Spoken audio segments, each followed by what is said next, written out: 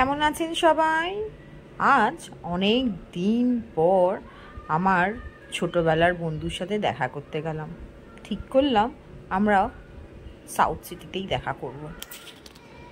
আমি তো পৌঁছে গেছি, কিন্তু আমাকে একটু আগে ফোন করে বলল ও আমার জন্য ফুড কোর্টে ওয়েট করছে।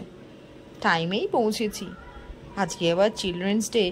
একটু আগে মেয়ের সাথে দেখা করে ও স্কুল থেকে ফিরছিল, ওকে কিছু গিফট কিনে চলে এলাম আমার বন্ধুর সাথে দেখা করতে। ফুড কোর্টে পৌঁছে গেছি, ওকে এবার খুঁজছি ও কোনখানটা বসেছে। ফুড কোর্টটা বেশ সুন্দর দেখতে করেছে এখন, এত ভালো লাগছে দেখতে। আজ যদিও বা এখানে দেখতে পেলাম বেশ কিছু টিচার আর স্টুডেন্টসদের ভিড়। আজ উইকডেজ সাধারণত সাউথ সিটির এই ফুড কোর্টটা ফাঁকা থাকে, কিন্তু আজ দেখলাম একটু ভিড় আছে। যাক, বন্ধুর সাথে অনেক দিন দেখা হয়েছে, এই আনন্দেই যেন ভীষণ ভালো লাগছিল। ওর সাথে দেখা হওয়ার পরে ডিসাইড করলাম আমরা পিৎজা হাট থেকে কিছু কিনবো।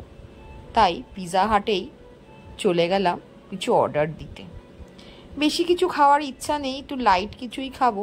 তাই আমরা অর্ডার দিয়েছিলাম হোয়াইট চিজ পাস্তা, সেটাই নিলাম। আর ক্যাভেন্ডাস থেকে ওর পছন্দের একটা শেক, আমার পছন্দের একটা শেক। দুজনে মিলে বসে বেশ আড্ডা দিচ্ছিলাম, কি ভালো লাগছিল। আজ অনেক দিন, প্রায় 3-4 মাস পরে দেখা হলো ওর সাথে আমার। সেই কত গল্প, কলেজ লাইফের গল্প, সংসারের গল্প, ছেলে মেয়েদের গল্প। এই সময় আমাদের আর কি গল্প আছে, তাই গল্প করতে করতেই যেন সময় কেটে যাচ্ছিল। এই খাবারটা আমরা নিয়েছি, দুজনে মিলে শেয়ার করেই খাবো।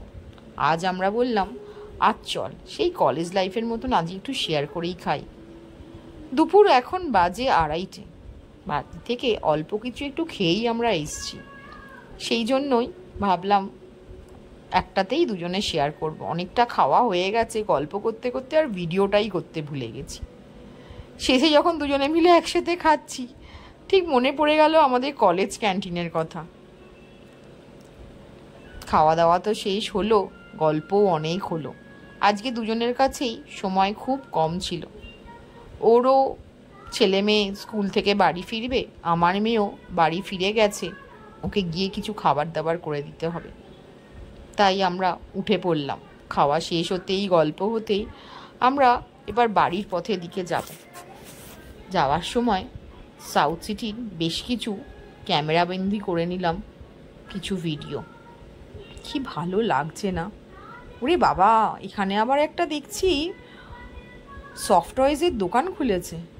কত সফট টয়েজ, দেখে মনে হচ্ছে সবগুলোই নিয়ে নিই।